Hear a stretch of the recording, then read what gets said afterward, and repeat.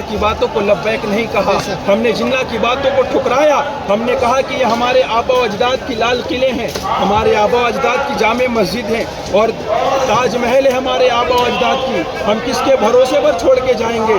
हमने पाकिस्तान को नहीं चुना, हमने जिन्ना के पैगाम को और मैसेज को नहीं चुना, हमने इस धरती को चुना।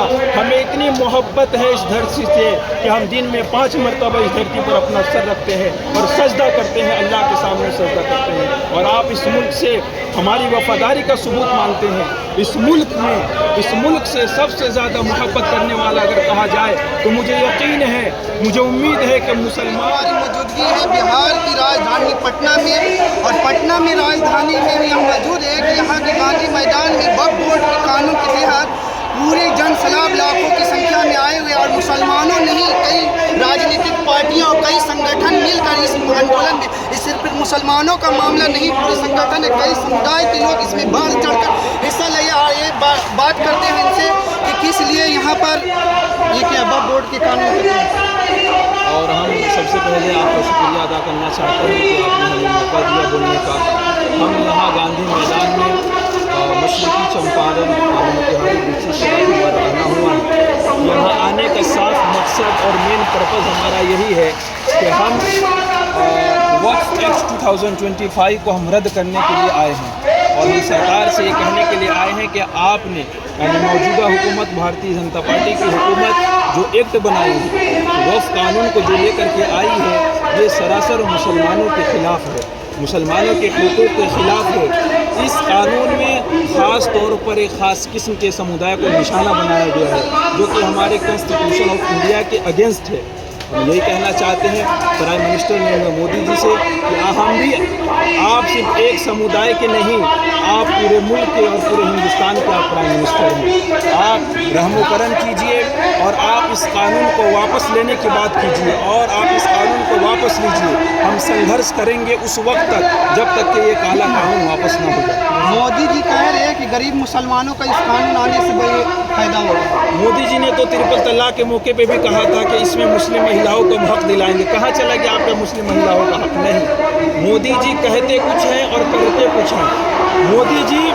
मोदी जी जो कह रहे हैं कि हम इसमें मुस्लिम महिलाओं का और मुस्लिम कुछ आदमियों का हम इसमें उनका हक दिलाना चाहते हैं, तो मोदी जी ये सरासर झूठ बोल रहे हैं। मोदी जी लबबाजी कर रहे हैं, मोदी जी हक दिलाना नहीं चाह रहे हैं।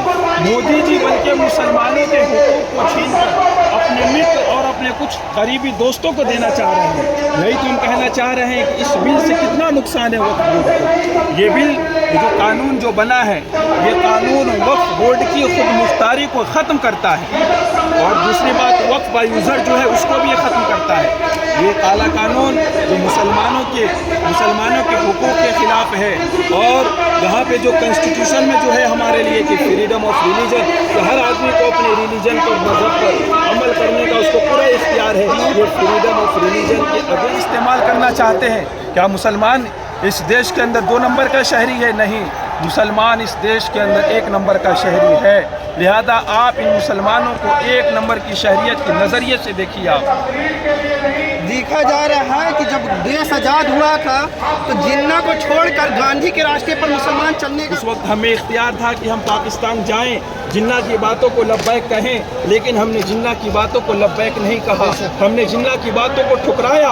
हमने कहा कि ये हमारे आबा अजदाद की लाल किले हैं, हमारे आबा अजदाद की जामे मस्जिद हैं और ताजमहल है हमारे आबा अजदाद की। हम किसके भरोसे पर छोड़ के जाएंगे?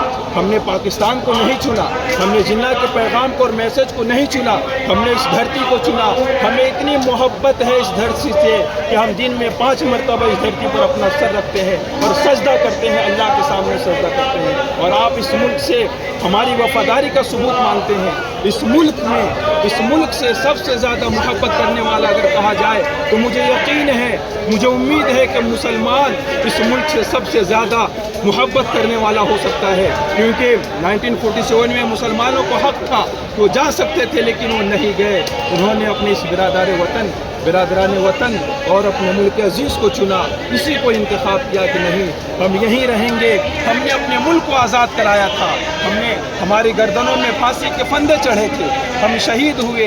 इस तरीके से यह हमारा मुल्क अजीज़ शहीद हुआ, तो इस मुल्क अजीज़ को किसके भरोसे छोड़ कर जाएंगे?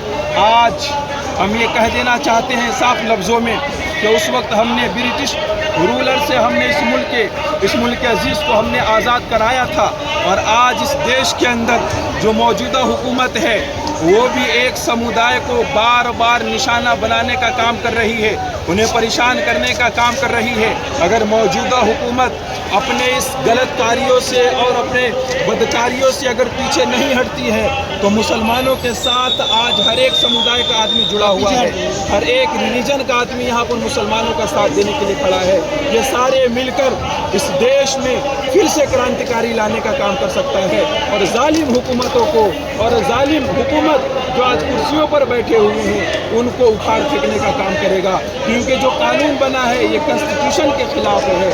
हम दस्तूर को बचाने के लिए और अपने वक्त को बचाने के लिए जहाँ तक की कोशिश करनी पड़ेगी हम कोशिश करेंगे। अगर हमें कुर्बानी देने की ज़रूरत पड़ेगी हम कुर्बानी देने के लिए भी तैयार है। आज मैदान में आए हैं, कल सड़कों पर निकलेंगे। अगर सड़कों पर निकलने के बाद भी अगर हुकूमत हमारी बातें नहीं सुनती है, क्योंकि हमें मालूम है कि इस वक्त की मौजूदा हुकूमत अपने आँखों में जो पर्दा डाले हुआ है और अपने कानों में जो रुई ठूस कर बैठी हुई है, जिन्हें न दिखाई दे रही है, न मुसलमानों की तड़पती हुई आवाज़ें, न ये बिखरे हुए मुसलमान जिन्हें नज़र आ रहे हैं, न इनकी बिलकती हुई आवाज़ उन्हें सुनाई दे रही है। अगर हुकूमत ये काम कर रही है तो आज हम बिहार की राजधानी पटना में मौजूद हैं, कल हम दिल्ली के जंतर मंतर पर बैठकर अपनी आवाज़ को बुलंद करने की और दिल्ली हुकूमत के सामने उनकी आंखों में आंखें डालकर अपनी आवाज़ को, अपने हक की आवाज़ को बुलंद करने की और अपने हक को छीनने के लिए हम ये काम करेंगे। देखा जा रहा है कि बिहार विधानसभा चुनाव आने वाला है, उस पर कितना असर पड़ेगा इस कानून वापस में? इस पर जो विधानसभा चुनाव आने वाला है कुछ महीनों के बाद, ये आने वाले चुनाव में इसका बहुत असर पड़ेगा। इसका असर ये पड़ेगा कि नीतीश कुमार जो हमारे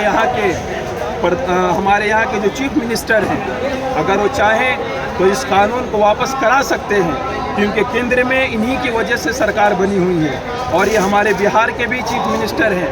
और अगर ये कानून को वापस कराने में अगर नीतीश कुमार ने अगर साथ नहीं दिया, मुसलमानों का साथ नहीं दिया, तो फिर नीतीश कुमार को इसका भुगतना पड़ेगा, इसका खामियाजा उसे भुगतना।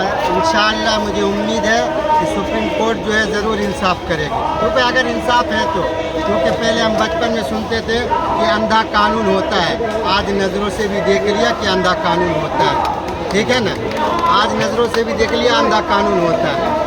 तो इसलिए हर आदमी एक जैसा नहीं है। हर आदमी कहता है कि सिख, ईसाई, मुस्लिम सब ये भाई भाई है। जब हम एक ही माँ के बेटे हैं, कोई सिख है, कोई ईसाई है, कोई हरिजन है, कोई ब्राह्मण है, कोई मुस्लिम है, तो एक के साथ भेदभाव क्यों होता है? एक के साथ ये भेदभाव क्यों होता है? ये आप बताइए क्यों होता है? ये सरकार से न पूछिएगा। हाँ, तो ये हमारी आवाज़ को ये सरकार तक आप पहुँचाइए।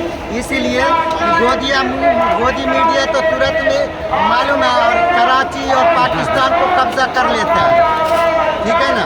इसलिए मीडिया से बड़ा डर लगता है। वो तो 2 मिनट में मालूम है अभी तुरंत में पाकिस्तान को भी कब्जा कर लेगा और सऊदी को भी कब्जा कर लेगा। गोदी मीडिया बहुत फास्ट है। इसीलिए हम जो है वक्त के हिसाब से आए हैं, हम अपनी मांग लेके आए हैं, ये हमारा हक है, ये हमारे, और हम अपने कानून, ये जो है संविधान, ये सब मसला बोलोगे नहीं भाई, बताओ भीड़ में आए हो, बोलोगे नहीं, संविधान को हक मांगने आए हो, बोलोगे ही नहीं। इंशाअल्लाह हम इसी संविधान पे चलते रहेंगे।